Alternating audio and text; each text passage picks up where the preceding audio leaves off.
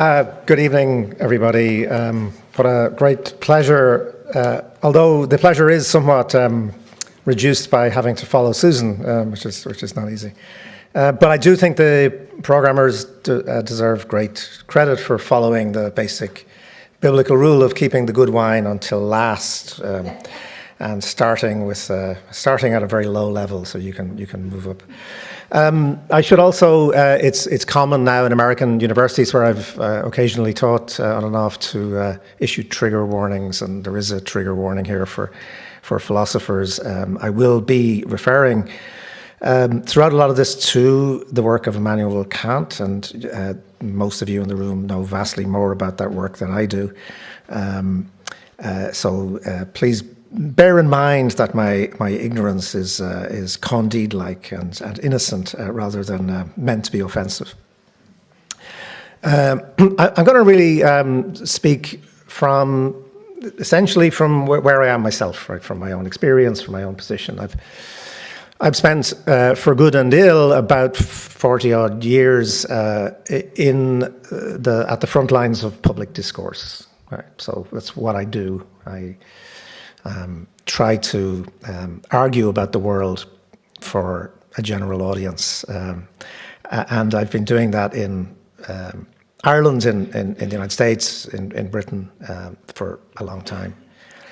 Probably speaks greatly to the impoverishment of the intellectual life of the English-speaking world that I've been allowed to do this, but nonetheless, that's what I do. In that context, of course, I'm deeply aware, as Susan eloquently referred to, and as you're all very conscious of, that we're at a moment of crisis, really, for the political legacy of the Enlightenment. If we accept that the political expressions of the Enlightenment in all sorts of qualified and complicated ways were through the American and French revolutions, it's particularly striking and perhaps particularly depressing that both the United States and France are in democratic crisis right now, as we speak. That there is an unraveling before our eyes of some of the basic assumptions about how the processes of reasoning bear on public affairs. It's in this context, I think, that it is important to celebrate Kant. What I'd just like to do over the next 3 hours or so is to just really try to talk about the way I try to think about this myself, about why some of the challenges that Kant places before us seem to me to be not theoretical challenges from the 18th century, but extremely urgent ones in relation to the conduct of public discourse in the context that we now find ourselves. The most obvious thing about the Enlightenment and about the work of Kant, as far as I know, is that it does not think of the use of reason as a solitary activity. Right? Kant's phrase, I think, is the public use of one's own reason. And to me, one of the most revolutionary ideas in Kant, or expressions in Kant, although of course it builds on the practice of Enlightenment thinkers from the previous century, is to say that the public use of one's own reason is a human right. Right? That each individual has the right to use their own reason. That's the constitutive of being human. But it's not about being allowed to go off somewhere in the quiet of your own cottage and think about something. It's about using reason in public. That the very definition of what it is to be an equal human being, to be a citizen, is that capacity to engage in the public use of reason. Of course, this is fundamental to Enlightenment practice. I think the notion that the Enlightenment presented some idea that all problems could be solved by reason is, I mean, Susan knows vastly more about this, and so many more of you know vastly more about this than I do. But it seems to me one of the reasons why it seems to be so absurd is that it just defies any sense of the historical practice, right? Which is a dialogic practice, right? It's a practice of argument. It's a practice of being out there in public, of trying to write for readers, of trying to talk to students, of trying to influence public policy, public debate. And utterly implicit in the idea of engaging in the public use of reason is being open to the idea of contradiction, right? You know, there's no point in public discourse if the problems are solved, if there is an answer which serves for good, right? The whole purpose of public discourse, which is the purpose of democracy, right, is to generate itself, right? And I'll come back to this, but it has to be self-generating. It has to be provoking, asking, and responding. You know, it's an eternal, unfinished, unsolvable process of engagement. And that seems to me to be why Kant's example remains critical to us. However, that idea, right, that this constitutive part of being human is to be able to use your reason, and to be able to use it in public, raises a really pretty fundamental question, right? Which is, what's the connection between my thought process and my public self, right? Between the private and the public, effectively. Is the self who sits down in a quiet corner or at a desk or, you know, is walking through the woods thinking about a problem necessarily the same self who engages in public discourse? And I'm not sure that Kant gives us answers to those questions, but I think they have become critical questions right now, right? Because something has happened to the way in which we think about that relationship.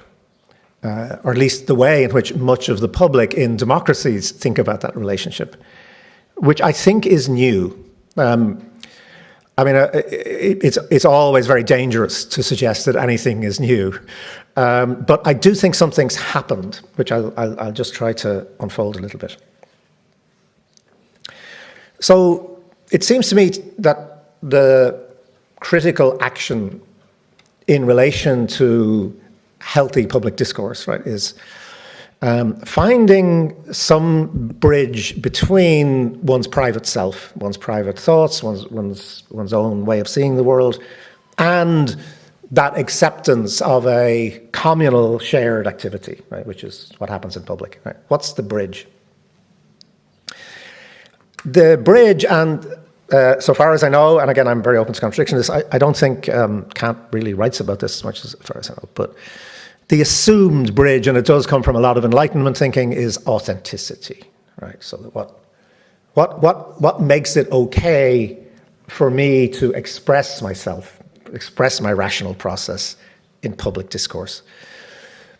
It's the idea that I am authentically expressing myself through the way in which I bear myself, the way in which I speak, the way in which I relate, in this much broader process of public discourse. So my passport into being capable of taking part in this broader process is some notion that I am an authentic presence. Right? And maybe one of the reasons that Kant doesn't write about this a lot is it's a very problematic idea, right? So authenticity has always been difficult. Right? We want, on the one side, in public discourse, to believe that the person who is speaking to me actually feels what they're saying, Right? This is particularly the case, of course, in politics. We like to think that someone who is asking for our vote, is asking to be our representative, fundamentally has a kind of authenticity in their belief, right? That they do really think this. They really think this is for the public good. And that therefore their motivations are private motivations for their public acts. Right? And that's the difficult bridge, right? So how do we manage that? And I think we're drawn towards this idea of the authentic self. Now, why is this problematic? Well, it's problematic, of course, because authenticity in and of itself has no value in the content of public discourse, right? I mean, there are completely authentic Nazis. There are completely authentic racists. There are completely authentic, bigots and boors and malign forces, right? And part of what's happening in our current political circumstance is that a lot of the public are saying, well, yeah, that's okay, because it's authentic, right? So authenticity is not just not useful, it's becoming, in fact, the opposite of useful. It's becoming quite dangerous as a notion. Also, what's happening is that in the new kinds of discourse which have emerged, driven largely by social media, the line between the public self and the private self is disappearing. Right? So, in the past, if you wished to appear in a public forum, you had to do so in such a way that you identified yourself physically. It was an embodied presence, right? Your voice, your manner, your charm or lack of it, whatever. All of these things were kind of present, right? Or if you were doing it through writing, you were identified as the author. You had a style of writing. The people might you become a kind of brand. People recognize you. Of course, the social media world has completely changed that, right? So anonymity, is a much larger force in public discourse than it's been for a very long time, and therefore accountability at that sort of fundamental level is hugely problematic. But also, the form of social media discourse starts very much with the private. Right? This is what I feel. Is overwhelmingly the most important statement. Right? The content follows the feeling. And the feeling is unaccountable. It just happens to be the way I think. This is my truth. Right? And once you put my before truth, you're in real trouble, right? As we know. The concept being developed by an American comedian is truthiness. Right? We go into this truthiness, which is essentially the power of any statement lies in the force of belief that lies behind it, rather than in any objective way of measuring it. And the concept of authenticity has therefore shifted in, I think, quite radical ways. Now, authenticity is difficult to define. As I said, it's a shifty kind of concept. But a useful place to start might be maybe I just happened to see UNESCO, the United Nations Educational, Scientific and Cultural Organization, has a definition of authenticity in terms of what authentic things should we preserve from the past, right? So it's kind of just a useful formulation. And it says its first criterion is authenticity, right? Is it an authentic representation of a particular time and culture? And it defines this as meaning that within a given form, and I quote, cultural values are truthfully and credibly expressed. And I actually like that as a version of authenticity, right? Because it's not about feeling. It's not about passion. My passion is for this. It's about credible and truthful expression, which links it fundamentally to an idea of public discourse, right? And so that notion of authenticity suggests that credibility derives from the seriousness and integrity of the process of its creation, right? So that seems to me to be still a useful way of thinking about what authenticity should mean in relation to public discourse. And I'll come back to that. But the problem is that the relationship between credible expression and authenticity has been turned on its head by reactionary politics. So we live in an era which is one of ultra-aestheticized politics. Right? Walter Benjamin warned us that the aestheticization of politics is fascism, and it's what we're seeing. Right? And in this aestheticized politics, the idea of a sort of postmodern critical thinking as over there in the academy seems to me to be completely missing what's going on. Postmodernism now completely saturates public discourse. It's entirely the way in which very large parts of the public think. And what is it? It's knowingness, right? So knowingness is now at the heart of people's relationship to democracy.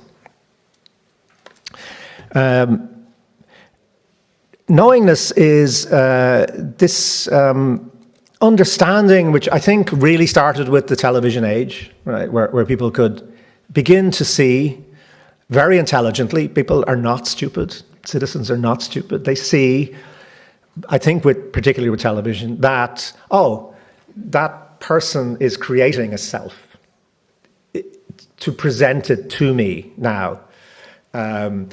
They understand that if most of us are consuming our images of politicians through the mass media, through the electronic media, then we are consuming them aesthetically.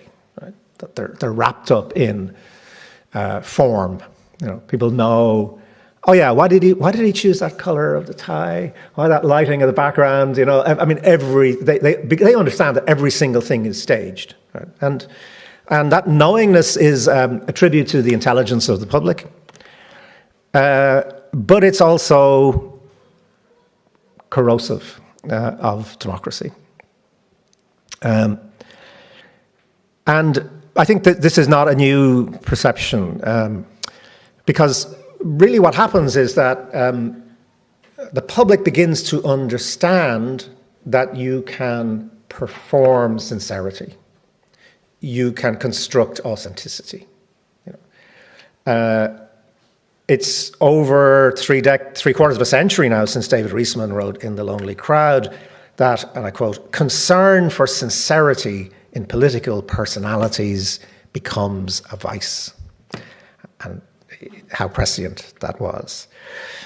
It's of course much longer since the Athenians became similarly wary of what had been the great democratic virtue of parrhesia, defined as, and I quote, the speech of a person who spoke without reservation, ornament, or regard for personal safety. Right.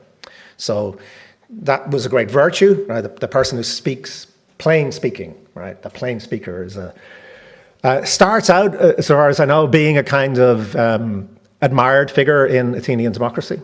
The orator who is really speaking from the heart, you know, without ornamentation. And without care for consequence.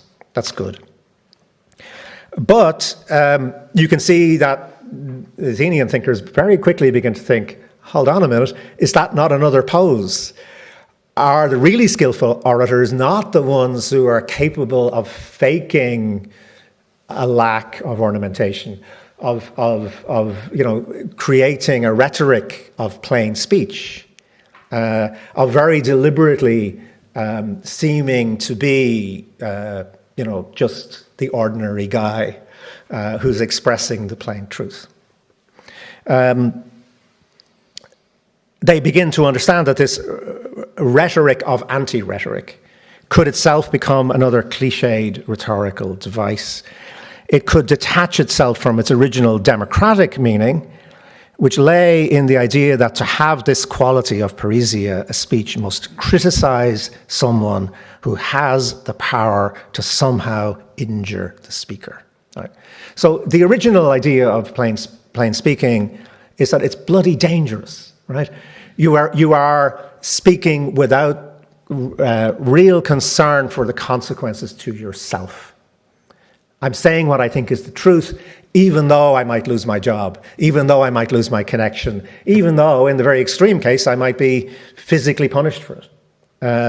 But if you detach it from that, if you detach it from that sense of personal commitment and danger, you can still have the style of plain speaking. And so the real test of authenticity, it seems to me, in public discourse is that it has this quality of self-endangerment. Right?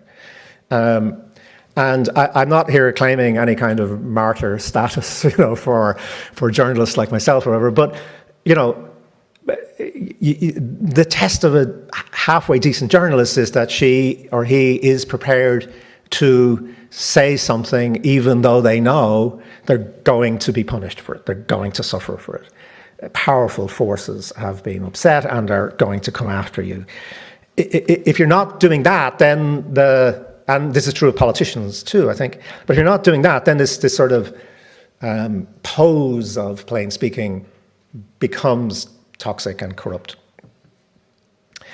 And I think what's happened is that citizens in our democracies have become all too aware that this rhetoric of anti-rhetoric, the pose of sincerity, the performance of plain speaking, this idea of constructed authenticity became, in the television age, self-serving rather than self-endangering. Right? So the public, again, not being stupid, I think, came to understand this.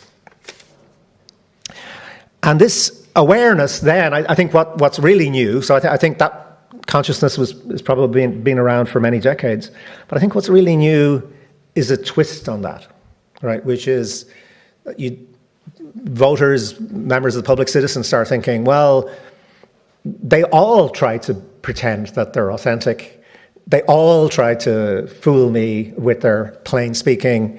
Therefore, the next logical step is to think that since they all present fictionally sincere versions of themselves, the ones who lie most openly must be the most authentic.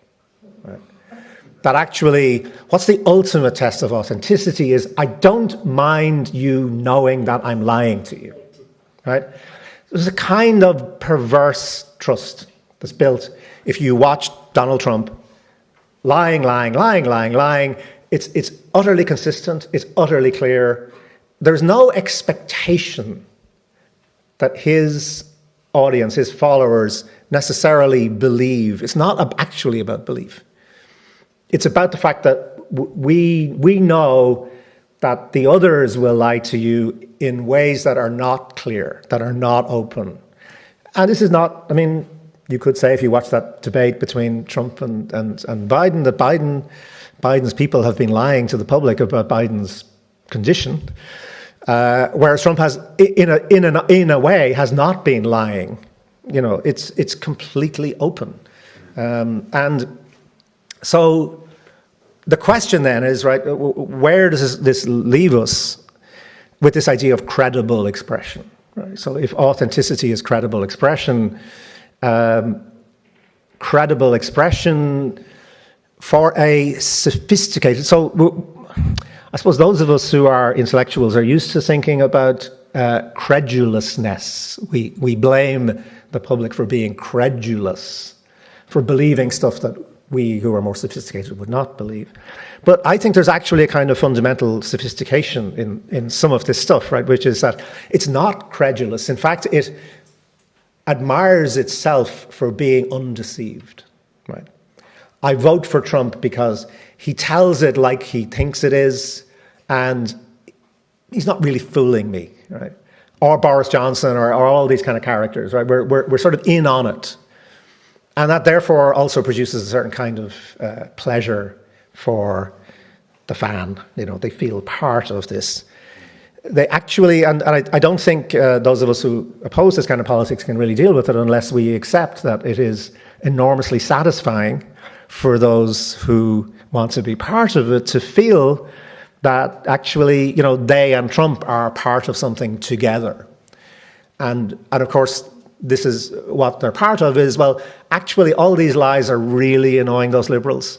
They're really annoying those intellectuals. They're really annoying those elites. So actually, in a way, the more the lying is functioning, the better. So the short gap, I think, between they all lie and the one who lies least artfully must be the most sincere has for many, many, many voters in our democracies been closed. Now, the mark of this kind of authenticity is brazenness. Right? So we've crossed the line from, I'm a sincere person to just absolute brazenness. I think of a poem by the great early 19th century English poet John Clare, who denounced those politicians who bawl freedom loud and then oppress the free. No matter, wrong was right and right was wrong, and freedom's bawl was sanction to the song. That bawl is the soundtrack of our times. So the question then seems to me to be, how do we try to engage in public discourse in this context? Right? How do we conduct ourselves? And I suppose I'm really being egotistical here and asking myself, how should I conduct myself? How do you do this job? What kind of questions should you ask yourself? Do we just abandon the idea of authenticity in that sense of trying your best to put in the work of integrity to create credible expression? Or do you say, the game's over, this game's up, actually that's not what it's about, it doesn't really matter anymore. If we abandon it, then we do abandon the Enlightenment in a way. We do abandon that idea that there is a struggle for an idea of rational political discourse. And we simply say, well, actually maybe we just have to play that game better than our opponents do. And so is it possible to think about some way of navigating our way from, on the one side, this must be true because I believe it, which is increasingly a kind of standard that's out there in politics and in public discourse. Between that and some idea that credible expression has to derive from a moral rootedness, right? Which I think is what Kant asks us to do. I think it's still worth the fight. I think it's still worth trying to imagine ways in which we might navigate this difficult passage. And this is where I'm going to give you my extremely eccentric take on what Kant might be useful for right now. So what I want to suggest is that we sort of need to go back to a very 18th century idea, which is this idea that there is a perfectly proper division between the private and the public self, and that this division is not inauthentic, right? To get away from this idea that somehow if your presentation of yourself in public discourse is not the same as your private self, your fundamental instinctive self, that there's something wrong. On the contrary, good public discourse, and I think the great Enlightenment figures still exemplify this, is defined by the ability to have very strong emotional and instinctive responses to fundamental questions of injustice, irrationality, cruelty, imbalances of power on the one side, and to create languages, to create selves in which those instinctive emotional reactions can be rationally expressed. Right? That's what they try to do. And that involves really a sort of genetic engineering, really, where we create this kind of chimerical being, which is maybe paradoxical, which is a persona that is at once rootedly personal and very consciously public, doing both of these at the same time. And what this requires is a sort of unsentimental sincerity, a very personal detachment from the personal. I don't know if that sounds ridiculous, but what I mean is that you have to find your own way of detaching yourself from yourself in order to engage in public discourse. Right? Detachment, by the way, is not the same thing as suppression. Right? You can detach yourself from your own emotions, your own instincts, your own tribal loyalties, without imagining that you're losing them. It's not about imagining that there's some kind of utter emotional neutrality that's possible in public discourse. But it is about finding some way to detach yourself from the personal. It involves a commitment of the self to the pursuit of an ideal of professional selflessness. And it demands a kind of theatricality. I spent 20 years as part of my life as a theatre critic, and I'm still devoted to the idea of theatricality. It's not accidental that the Enlightenment was an incredibly theatrical period. Was one in which, almost in parallel with Greek democracy, in which many things were played out around ideas of theatricality. But theatricality is the assumption of a role. This somehow in language and discourse, theatricality came to be identified with insincerity, right? With just trying it on, whereas that's not what an actor does. An actor does not try it on.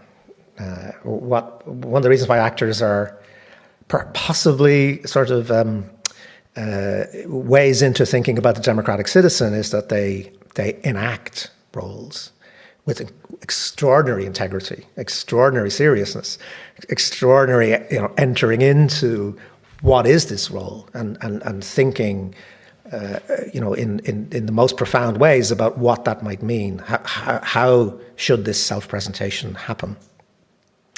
But is there a kind of theatricality, this assumption of a role, that's also simultaneously very much not about playing? It's fundamentally serious. And so this is where I come back to Kant, this is Kant for beginners stuff, but it's four of the really basic things that most people know about Kant seem to me to be critically important. But what I want to suggest from my own perspective is that they're actually not that important in terms that maybe sometimes Kant himself expressed them, right? So Kant obviously thought about morality from the point of view of the demands on us as private individuals. I'm not sure that many of the imperatives that Kant lays down are actually that convincing in terms of how we make moral decisions ourselves, right? The universalization of moral decisions that we make personally is problematic. It obviously is linked in with the Christian idea of as you would that men should do to you, do you also to them in like manner. But as George Bernard Shaw said, what if they don't have the same tastes? It's not the scaling up of private individual decisions we make into universal laws. It seems to me to be problematic, and maybe not necessarily to do with the way that we operate. But what I want to try to suggest is that whether or not these imperatives are valid for the personal self, they are utterly critical to the self of public discourse. And that maybe one of the ways we should think about Kant's legacy, moral legacy, is in terms of telling us how to do public discourse, right? That these sort of very basic rules are not just relevant right now, but they're urgent. The first of these I would say is that obviously, if you have some sense of what Kant is about, you would say that the authentic self of public discourse is about not lying. Not lying is a pretty important idea, I think, for Kant. And this idea that being true to oneself is impossible without truth, right? That these are fundamentally kind of linked in together. Now, I mean, this may seem to be, and it's kind of depressing that we even have to talk about this in relation to public discourse now, but we do, right? Because the question that arises now is, well, why bother? You know, what's in it for, even for good people, in not lying in public discourse? You know, if the authenticity of public discourse is judged according to the honesty of the lying, right? Well, maybe we should just lie honestly as well. You know, why don't we just do that too? Why don't we just be open about the fact that we construct stories and we just tell those stories? This is a very real question, by the way. It's not an abstract question. So, when I started out writing in journalism in the very early 1980s, so age is withering me here, but the hero figures of journalism were Woodward and Bernstein, right? So, you know, wherever you were, if you were in any way so inclined, you were thinking about Watergate as the model. And what you were thinking about actually was, you might not have put it in those terms then, but was exactly the same assumption that's made in, say, Greek tragedy, right? Which is that there is an absolutely one-to-one relationship between revelation and reversal. Right? So in a Greek tragedy, there is a mystery to be solved, or something has to be revealed. When it's revealed, the power structure falls apart. Right? So once Oedipus realizes that he's killed his father and married his mother, he can no longer be king, right? The whole structure of power follows. So the structure of those dramas is you reveal something, and then once it's revealed, they're gone. The people in power cannot continue to be in power. And Watergate, as an example, I mean, played this out brilliantly, right? So that's exactly what that drama is, right? So Woodward and Bernstein ferret away, get all the details, and once that process of revelation reaches its dramatic crisis, Nixon is gone. Right? And this is it's kind of fundamental. It's in one of the great democratic parables, you know, which is Hans Christian Andersen's The Emperor's New Clothes. I mean, yes, all the citizens go along with the illusion, but once the kid says, actually, he's naked, it's over. You know, the revelation. It's not just the revelation of the truth, but also the acceptance. Once people agree to see what's in front of them, then things change. That relationship between revelation and reversal has collapsed in our democracies, right? So, again, Trump is a kind of evil genius in this. You know, I mean, when Trump said, by the way, this has now been made constitutional law. This is the extraordinary thing about this Supreme Court judgment this week. I mean, Trump said a few years ago, you know, I could shoot somebody on Fifth Avenue and it would make no difference to my supporters. And the Supreme Court has now said, well, yeah, if it was an official act, if you just sign a bit of paper from the White House saying I'm shooting somebody on Fifth Avenue, yeah, you can, actually. It makes no difference. There is no relationship between this. And so the whole idea, which is sort of central to certainly journalistic public discourse, right, is that we'll find out what you're doing, and once we reveal it, you're gone, you're toast. You know, that's just broken. Right? And so, what's the point of revelation? Right. So the idea of revelation is truth. Right. We're going to tell the truth about you, and that truth will set us free. We'll be free of these corrupt, tyrannical, authoritarian people by telling the truth about them. So it's now actually a very valid question, right? Which is why bother, right? If that relationship is broken down, why do it? What do we fall back on? And I think this is where Kant is bracing. As I understand Kant, what he says is basically that this idea of truth or truth telling is deeply related to his idea of character. And having character is also having dignity.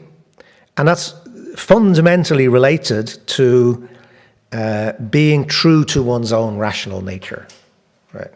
So, and being true to one's own rational nature is not a private statement, right? It's not about being true to myself in the sort of new agey way. It's about being true to one's own rational nature as a member of a species, which involves absolutely fundamentally being true to the rational nature of your fellow human beings, right?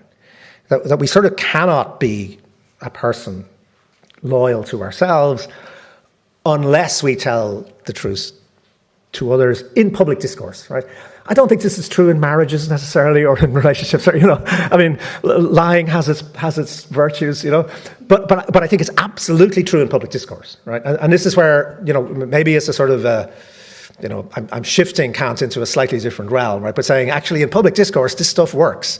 And it works for that fundamental reason. Why? Because, and Susan, you very eloquently used this term of self-debasement, And I think what Kant is saying is, well, actually lying is self-debasement. And that self is not just the private self, but also the public self, right? So, and it's the collective self of the species, right? So the basic reason why those of us who engage in public discourse shouldn't lie is not necessarily that lying or that telling the truth is going to be more powerful than lies. We can't make that assumption anymore. But it is that if we give up on telling the truth, we are debasing ourselves, our personal selves, and we're debasing our collective selves, the democracy, the citizenship, the membership of the planet. And I think what Kant suggests to us is that telling the truth is actually about respecting our species and caring for the ability of others to be as truthful as ourselves, right? So it's not just that we have the demand to try to tell the truth out of self-respect, or even that we have it out of respect for others, but that we have it out of an understanding that because this process is cyclical, if that collective self-respect is lost, then our personal self-respect also means nothing, right? It has no function. So I think it's a sort of radical idea of the fundamental dependency of our own rational capacity to try to tell the truth on a collective feedback of that, right? So maybe it remains a sort of naive act of faith, but it's one that if we don't make, then not only are we giving up on democracy and citizenship, we're actually giving up, certainly those of us who engage in public discourse, on self-respect, right? It's a fundamental act of self-debasement, and that does not seem to be a good idea. So, and this is where I think from Kant we can take this idea that the basic rule those of us who engage in public discourse should ask ourselves is this discourse self-generating? Is it generative? Is it creating more discourse? Is it an opening, an invitation to the continuation of this discourse? Right? If it's not, right, so there's plenty of public discourse and plenty of people who pontificate, as I do, who try to suggest that this is the way it is, and if you don't believe this, you're stupid. That's not authentic public discourse, right? Authentic public discourse is saying, of course, it holds very strongly and very passionately to an idea of what one thinks to be the truth, but it should try to do that in a way which allows other people to engage in that discourse with the same kind of freedom. So that sort of fundamental idea of self-respect, I think, is fundamental, and I take that from Kant. The second thing that I take, I mean, is really Kant's idea of dignity, right? Famously, of course, Kant enjoins us to think of each human being as an end in herself, not as an instrument for the accomplishment of someone else's purposes.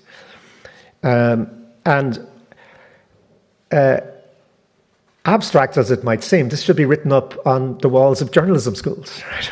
One of the first rules of any kind of decent journalism is that the people you deal with, the people whose stories you tell, are not means to your ends, right? Of course, you do. I mean, any kind of serious journalism, reportage, investigative journalism, absolutely involves listening to other people, trying to gather information from them, and trying to put that in a form which is accessible and engaging for a larger audience. But it's absolutely critical to that you retain this Kantian imperative, right? That all of the people that you deal with are not your material.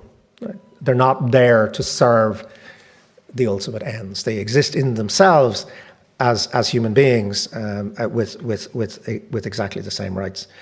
And that's an ethic that's utterly critical to, I think, the kinds of journalistic public discourse that some of us try to engage in. The third one, of course, is the categorical imperative, right? So I ought never to act except in such a way that I could also will that my maxim should become a universal law, or act in such a way that you can wish your maxim to become a universal law, irrespective of what the ends in view may be, whatever way you want to formulate that. What's this got to do with public discourse? Again, it seems to me, as I said, I'm not necessarily convinced that this works very much in terms of our private behaviour. It might encourage a certain egotism to think that my own private moral judgments in relation to my own private relationships, which have no real public dimension, should be universalizable as laws, right? I don't necessarily think that's the case. And of course, in reality, right, in good democracies, I think we accept that there's a very fundamental distinction between people doing bad things in their lives and what the law should be, right? So no sane society has the law against adultery, right? Well, people may think very differently about adultery, but some of us might think, well, actually, adultery is not a very good thing. You know, it's a bad thing to do in your private life. But it's so we refrain, and very importantly refrain. And I think as democracies have developed, they have in fact developed in very positive ways. I mean, we sometimes quite rightly get very depressed about where we are now, but it is worth thinking about the fact that actually huge levels of private behavior have actually been freed in democracies, have been respected vastly more than they were. And that distinction between the law and private morality is actually a critical one to democracy. So I have some problems with at least my own crude understanding of what Kant says there as a private maxim. But when you apply it to public discourse, it's absolutely critical. Right? And again, becomes more and more critical the more the world goes the way it is. Right? So what do I understand by, the categorical imperative of universality? What's that universality? What does it mean? In practice, what it means is consistency. Right? So what it means in terms of public discourse is that you cannot apply moral judgments to particular situations and ignore them or deny them in parallel situations. You cannot say that certain kinds of actions are inhumane, are unacceptable, are against law and morality if somebody I don't like commits them, but they're okay if somebody I do like commits them. And that sort of translation of universality into consistency is ultimately where we go back to that sort of that Greek understanding of plain speaking as being one that's somewhat endangered, right? For those of us who are privileged enough to still work in democracies, it's always very easy to point out the missing buttons on the coats of people we don't like. The tribe's enemies are fair game for everything. Often, of course, quite reasonably. I mean, they may be our enemies for very good reasons, right? Because they're doing horrific things, or because they've oppressed us in the past, or all sorts of things. But that's not self-endangering, right? It's actually self-aggrandizing, right? So each one of us who engages in public discourse does it in a context, right, a social context. And it's usually a social context in which saying the nasty things about the people we all don't like is something that you get a lot of credit for. What you don't get credit for is saying the nasty things about us, right, or about our sense of who we are,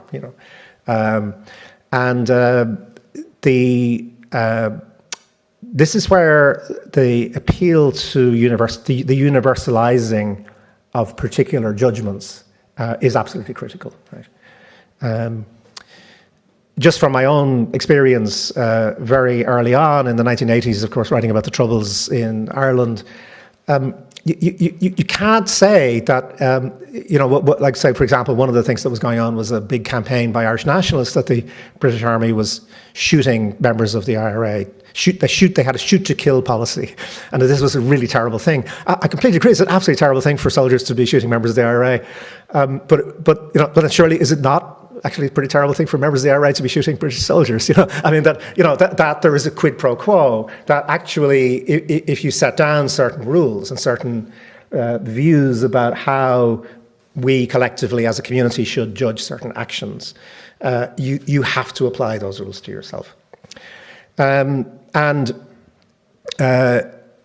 This remains really important. I don't know if you are aware, come across this phrase, but it's a phrase that I think started in Northern Ireland, but it's gone fairly far around, which is whataboutery.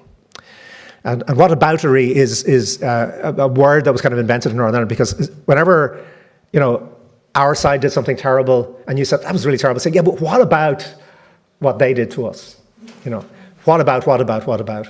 And it's a term now, of course, that it operates very much in political discourse, right? So you cannot form an independent judgment about anything because if you say Joe Biden was terrible in that debate, yeah, but what about Trump? I mean, Trump is really much worse. So, yeah, well, he is, yeah, but that doesn't take away, that sort of way of dealing in public discourse through everything being relativized all the time actually makes public discourse impossible in the end, right? So, because there will always be somebody worse, or there will always be something else that was done by the other side that you can use. So the categorical imperative is a pretty tough choice, and therefore it seems to me to be an absolutely necessary one. And finally, and it's connected to this, is Kant's, as I understand him again, is skepticism about sympathy, and sympathy as a ground for virtue. I think Kant is often trying to sort of get the emotion out of moral judgment, right? And to ask us to make moral judgments without the sort of emotion of compassion or sympathy. And this is actually very difficult in our contemporary culture, I think, where sympathy, compassion, which are critical virtues, but they're sometimes used as what comes first, right? And indeed as the only way in which public discourse can be conducted. I think I actually, from my own crude reading of Kant, I don't think he's unemotional at all, actually. You probably know a lot more. I think he's actually very emotional. But I think the emotions that he drives us towards are emotions that contain a very large amount of rationality. Right? I think for Kant, respect is an emotion. Right? It's a feeling. It's a fundamental fellow feeling.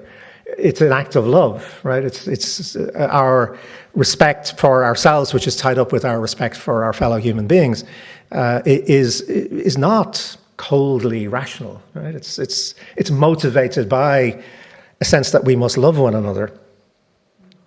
But what he's asking us to do, I think, is to put respect first.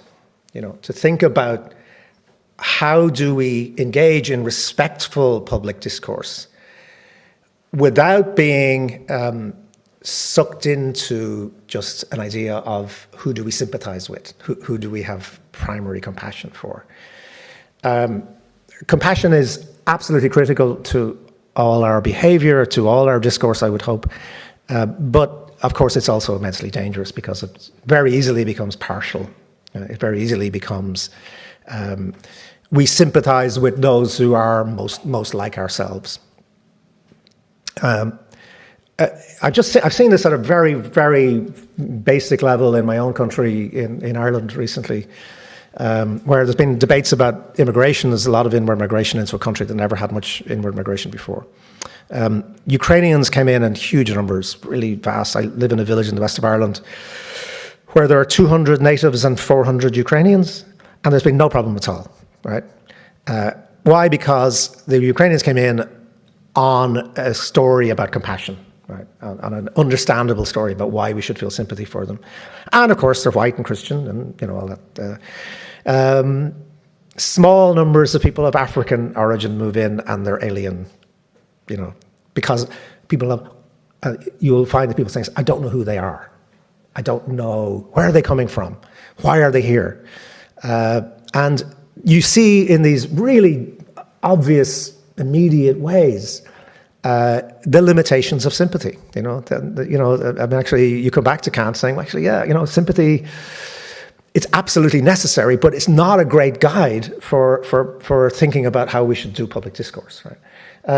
Now, this is difficult. So we also know that in communication, the generation of compassion, the generation of sympathy, the generation of identification with people is absolutely critical. So it's not easy to guide our way around evoking sympathy and universalizing it, like trying to make it human sympathy rather than sympathy for people that I think I recognize and whose story I know. But what I do come back to always is that sort of indefatigable idea in Kant that the fundamental emotion that's necessary for us to live together is respect. Kant, I think, may be a problematic figure in all sorts of ways, which I'm not qualified to go into. But I think when you apply many of his basic tests of moral behavior specifically to public discourse, they actually give you, almost a kind of a set of boxes you can tick. If you're feeling uncertain about how to behave, you can never quite go wrong if you think WWKD, what would Kant do? Thank you.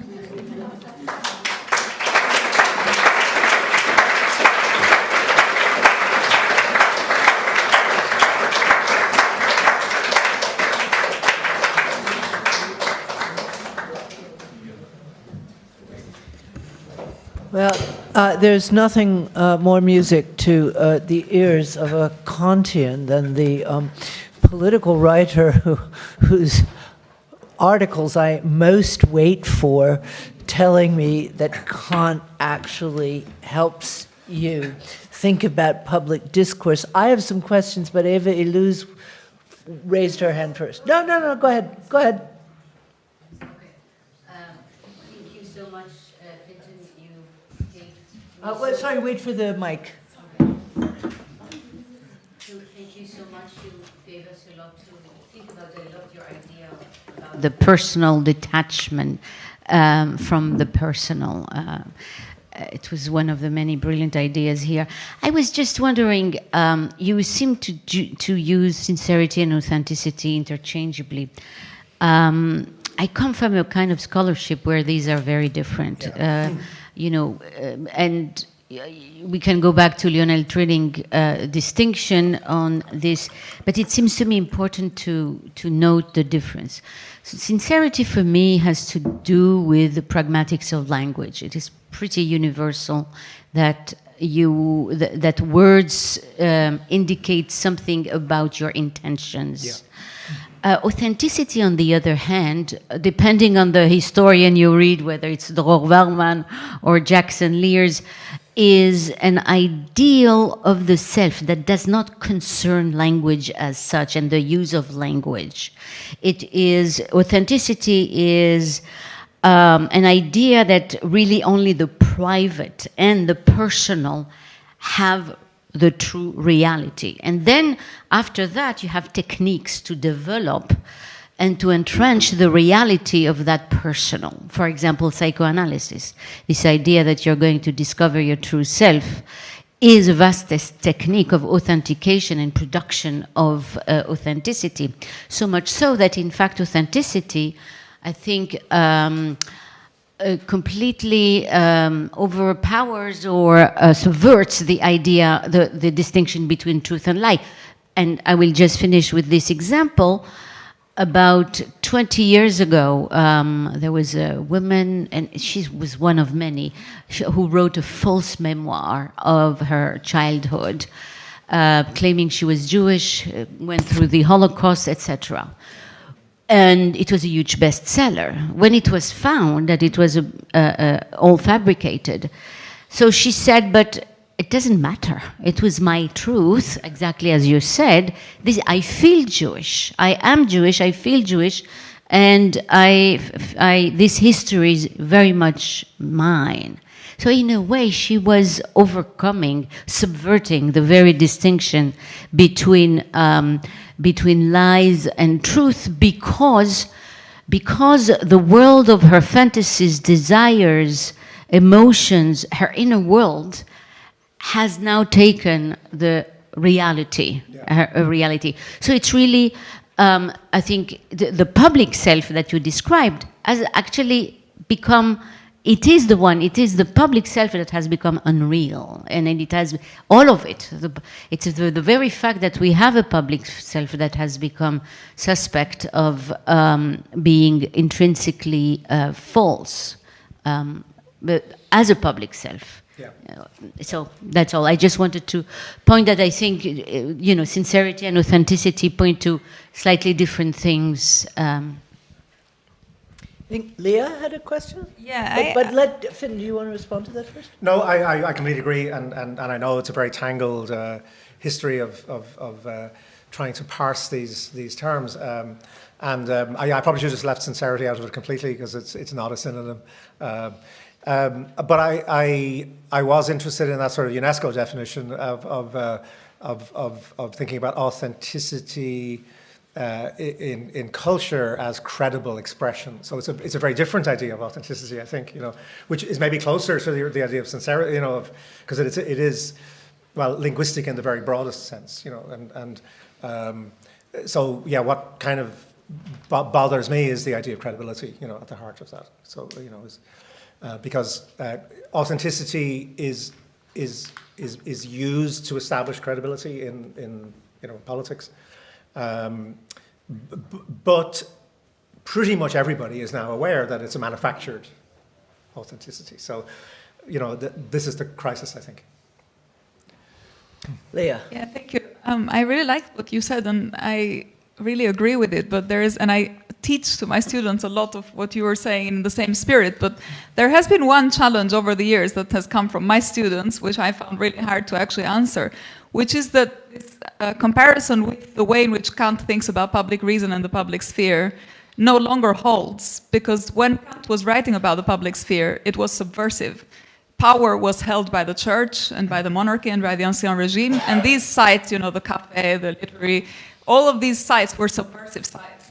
Our public sphere is actually the public sphere of the status quo. It's in the hands of the elites, it's controlled, whether it's by capital or by politicians, or it's really hard to have authenticity and to believe in authenticity under those circumstances. So I was wondering what you make of that. Because that's what my students tell me, and I find it very hard to actually answer them when they say to me, actually, you know, all what you say, which is what you said, what I tell them.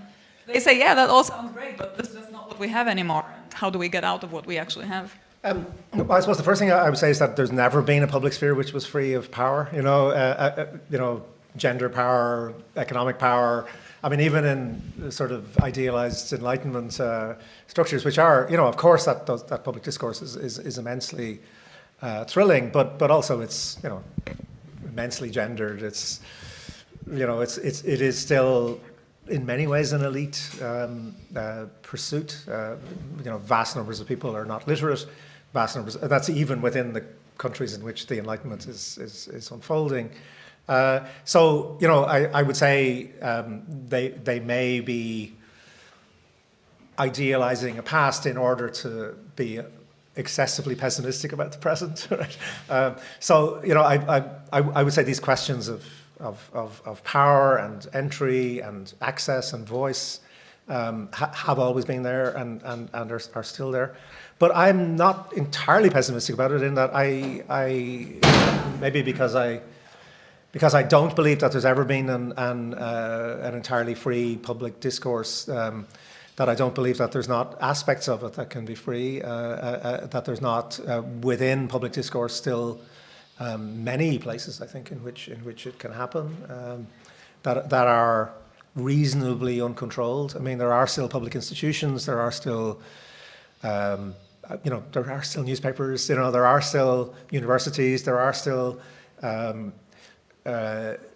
festivals. There's you know, there's enormous numbers of things that still constitute some kind of public realm, I think, and you know, we should remind ourselves that vastly more people can read, vastly more people are educated.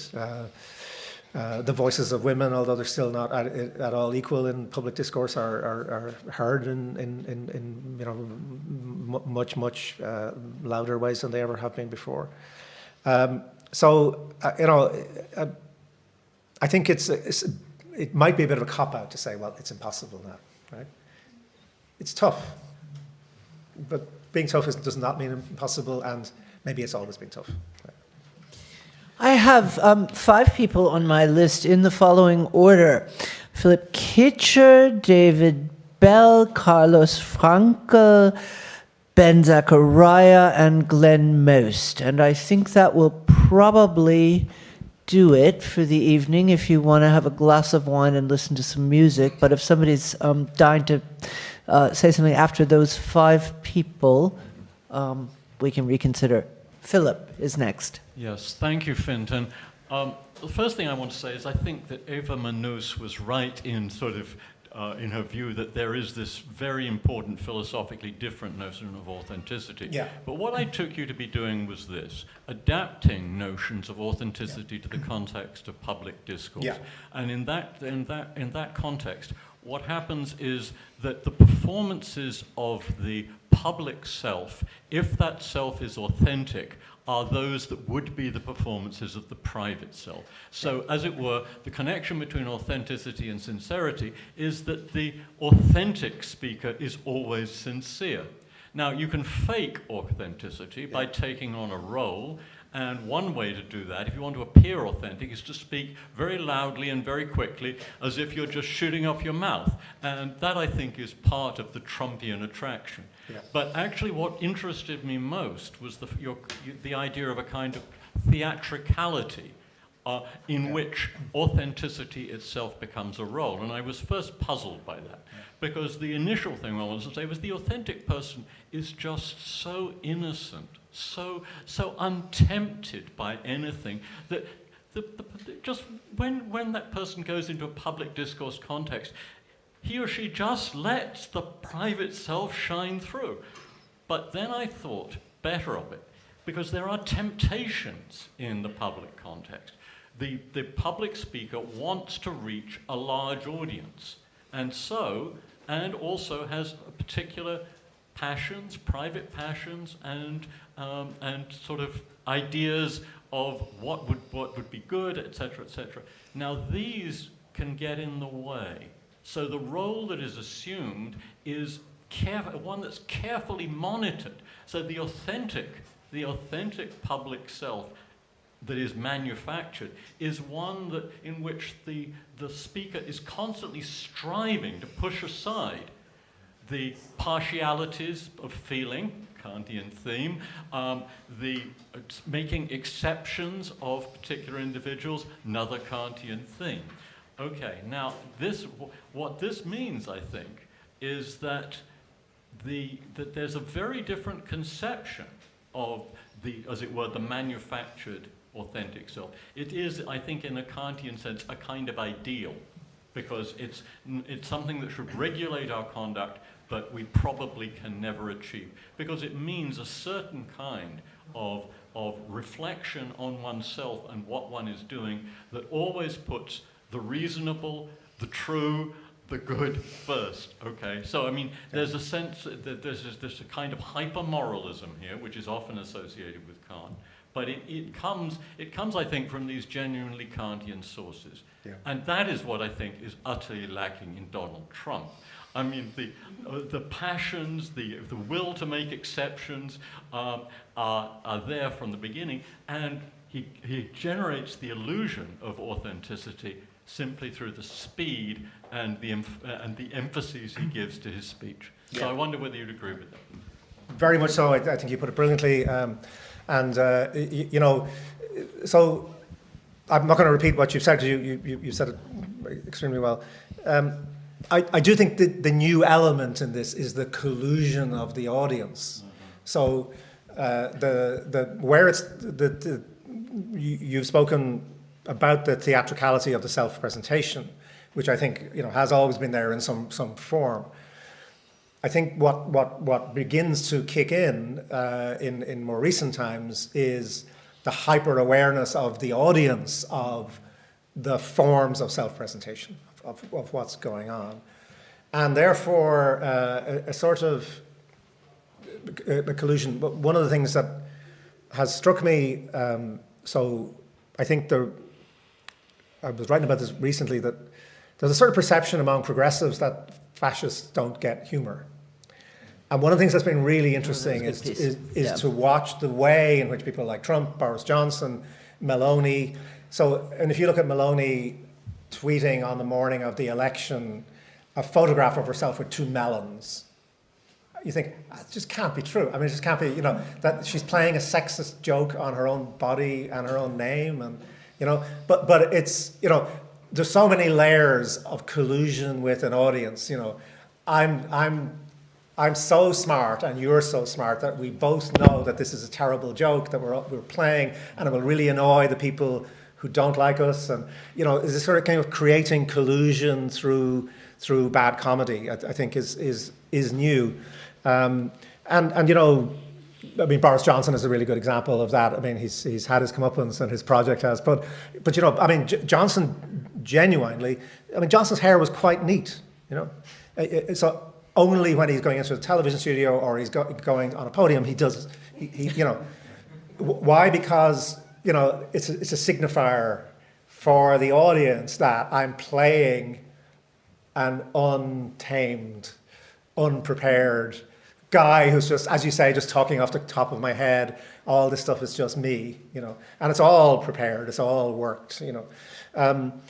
And also the audience kind of knows that, you know, so it's, this I think is where it's become so complex in a way. And so the question is, how do you break through that? I mean, the temptation is to say, well, that's the game. Let's let everybody play it. You know, and the only solution the left, broadly speaking, has come up with is to be boring. Is to say, well, they do that stuff, so we'll just go really boring. We'll have Schultz, or we'll have Keir Starmer, or we'll have Biden. You know, because we won't do any theatricality. Right? We'll stay away from that. And this is where I think what you say is exactly right, which is that, you know, actually that's not the authentic public self. The authentic public self has that element of theatricality. You know, but it's for different purposes, and it contains some sense of propriety about that, you know, actually we all should behave theatrically in public spaces in a certain sort of way. We should wear the mask because the mask is a form of respect as well, you know. So yeah, there's lots to be pulled apart there, I think. Well, I'm tempted to throw in one more thing, which I'll do very quickly, Philip. I don't think it's just the talking fast.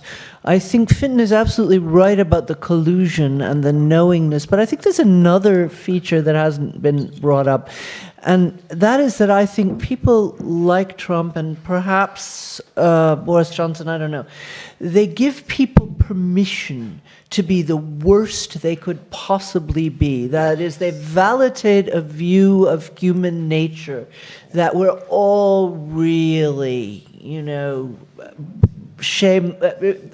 validate shamelessness. And I think we haven't explored that enough. But I'm trying to time keep here, and David Bell is the next on my list. Thank you, and thank you for that talk. And I loved what you said about public discourse, but I'd like you to talk a little bit more about how you get from public discourse to political action. When you talked about people taking on an additional role, it seemed to me what you're really invoking is the role of the democratic citizen.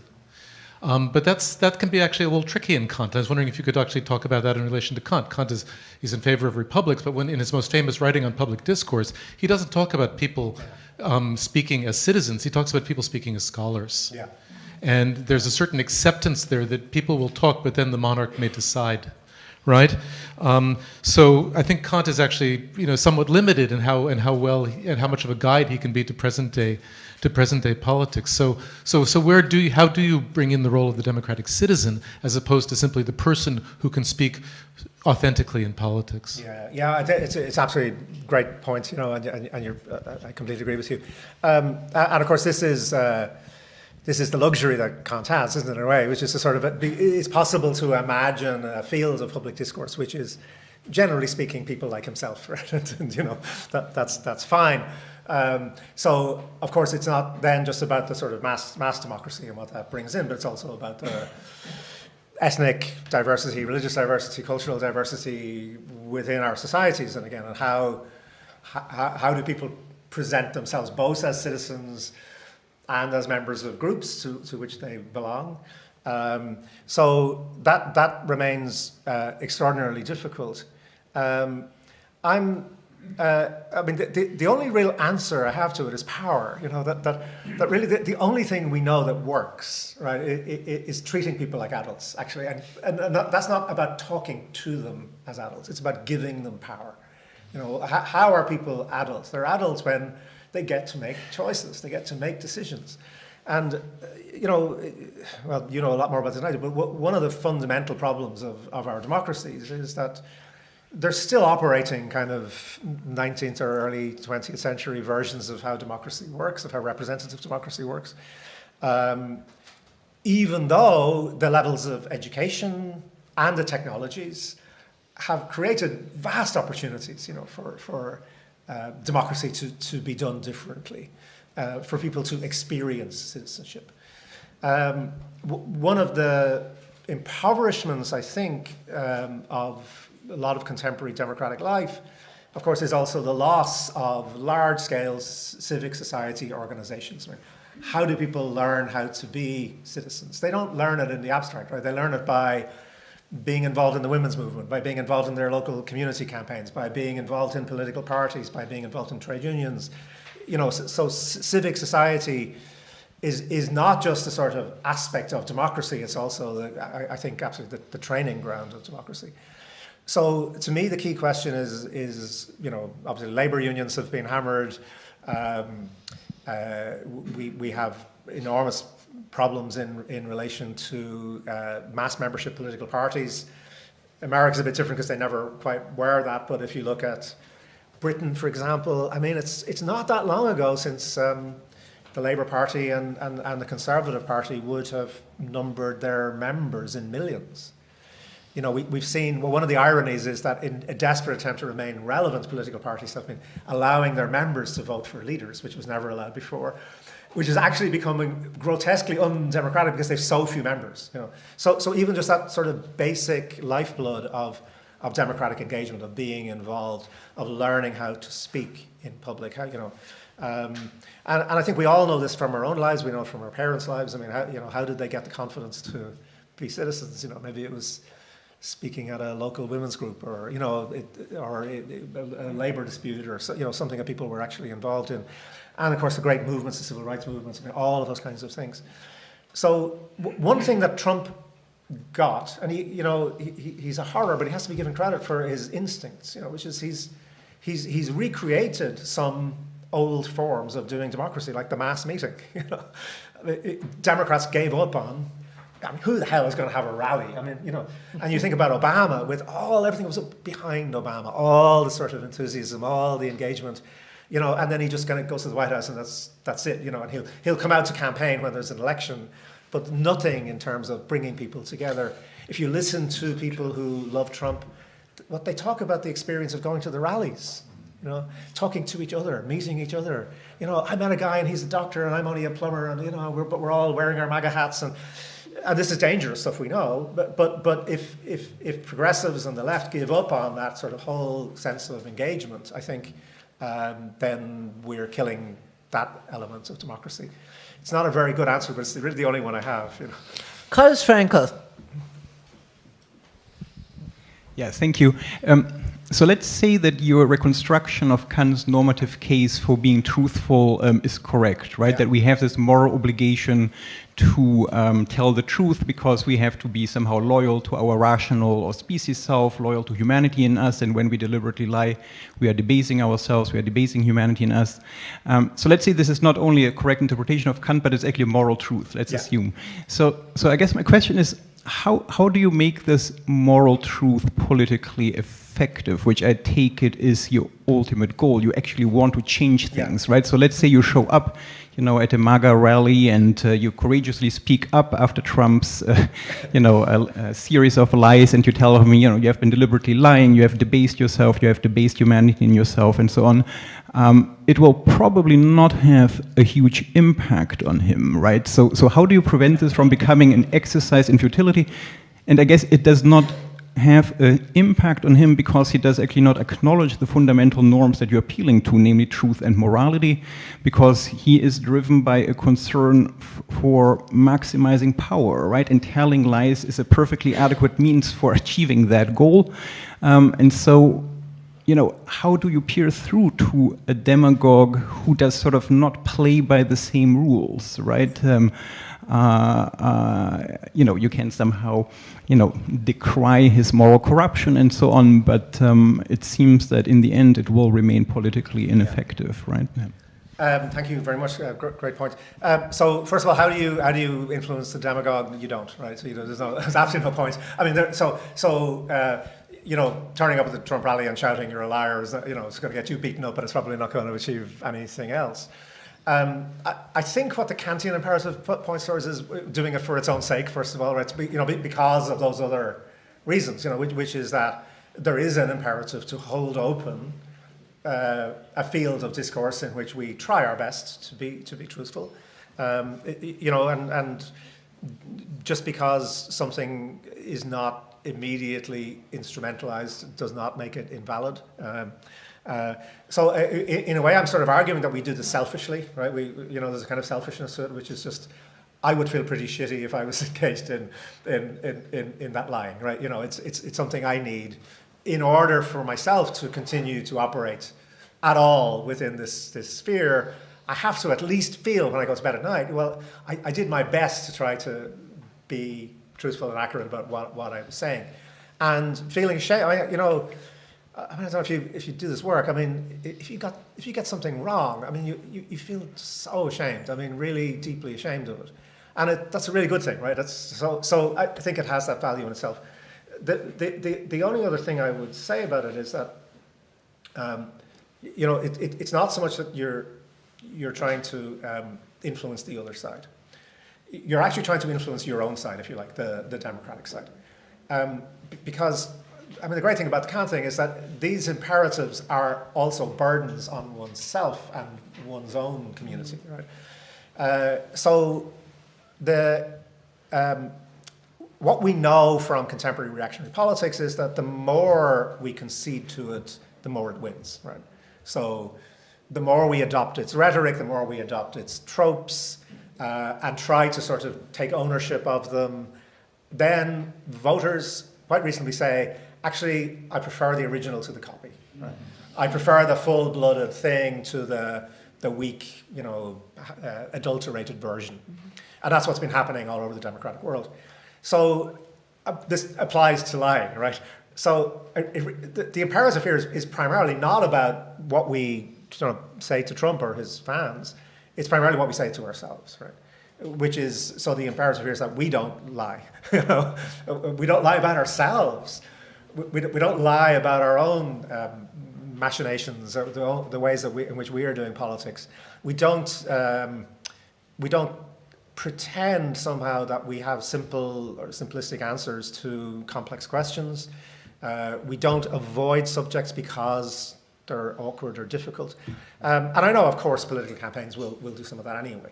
But in terms of the environment of discourse, holding open that self-critical attachment to the imperative to try to be truthful and honest seems to be, as I said, worth doing in itself, but also the only real defense we have, right? Which is we're not going to defeat these people unless we're fundamentally different.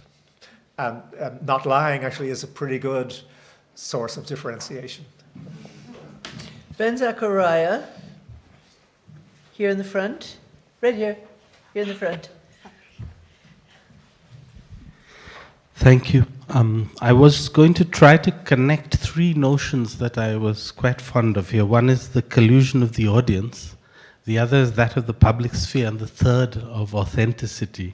I suppose the collusion of an audience is made that much easier by the fact that there isn't one public sphere and that everybody brings with them their own so-called public spheres or public mini-spheres or whatever you want to call it. And then the question of authenticity is a question of being recognized within that sphere of operation, which is why I found it interesting that your UN definition somehow reminds me of a kind of official definition of champagne. The only difference is champagne is not allowed to self-define. And so the question of authenticity of a champagne is decided for them, unlike, say, a trans woman or a fake Jew.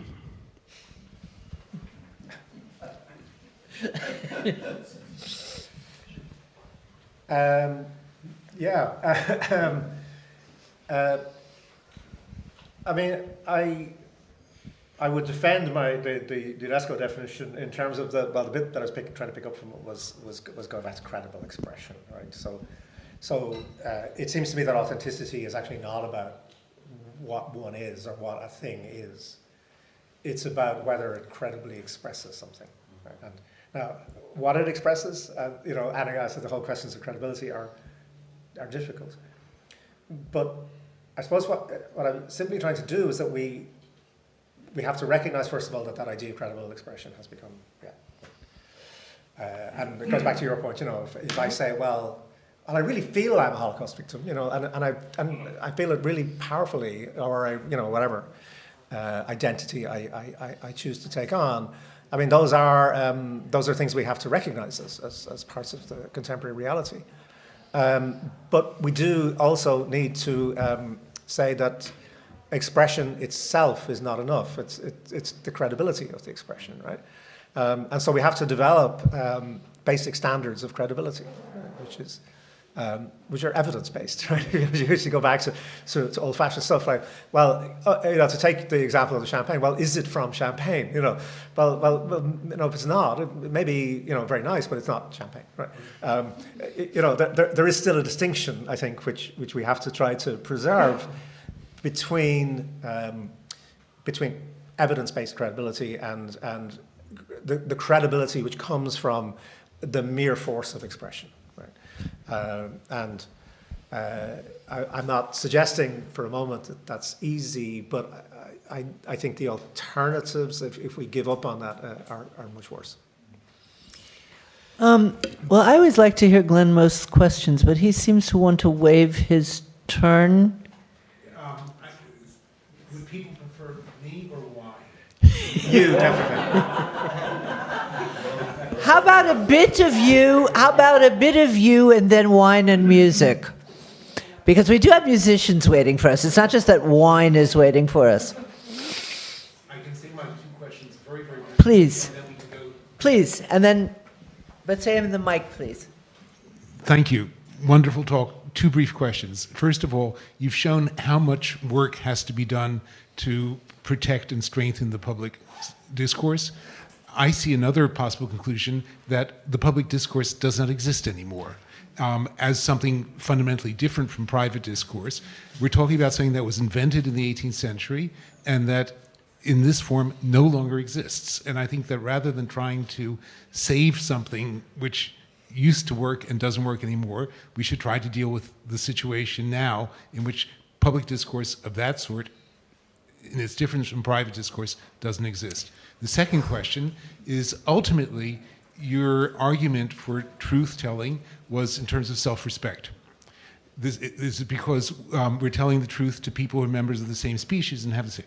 Well, you don't have to think that the only way to get self-respect is by your similarity to other people. You can think that the way to get self-respect is by your difference to other people, and that precisely by lying to them and having power over them, you can have much more self-respect than any of them can ever have. I don't want to go into a rant about Trump, but Trump doesn't have the problem that he doesn't have self-respect. Okay? So, 2 points. Let's go hear music and drink wine. Well, let's give Fintan a chance to respond to your, particularly to your extremely dour suggestion. Look, it's all over and it's hopeless. I'm an old guy. I'm an 18th century guy. I'm just going to keep at it. But and you're absolutely right. Of course, it's quite possible that the public discourse is no longer possible.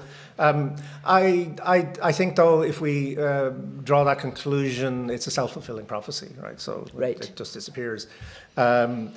We have to keep banging our heads off that particular wall. It seems to me, because I don't see alternatives.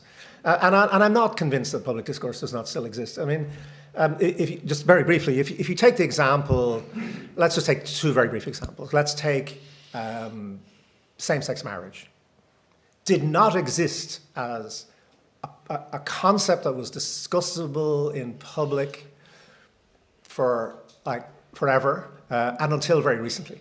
Barack Obama ran against same-sex marriage in his first campaign, successful presidential campaign. Within 5 years, that was not just discussable, but actionable, right? So we do have very recent examples of the expansion of public discourse leading to change, right? Leading to actual change. Another example is climate change, right? So it's still incredibly difficult, but all the evidence shows us that the vast majority of the public in democracies and elsewhere actually do believe in the reality of climate change now, right? And a lot of that's to do with public discourse, right? It's to do with the fact that scientists and intellectuals and journalists and politicians and campaigners have been making a public discourse about climate change over years and years and years and years of denial and extremely hard work. And I'm not saying we should be optimistic about climate change, but in terms of public discourse, there has been a transformation, actually. It's completely on the agenda in most of our democracies now. So while I still see the possibilities, and I come from a country which was a semi-theocracy until relatively recently. I come from a country that excluded vast numbers of people from public discourse, that denied its own crimes, institutional crimes that were in front of people's faces, and now discusses these things very openly all the time, right? And with great complexity. So maybe it's just where I come from, or maybe it's just my Candide-like innocence. But I still think the game is still worth the candle. I suppose that's what I'd say. Thank you.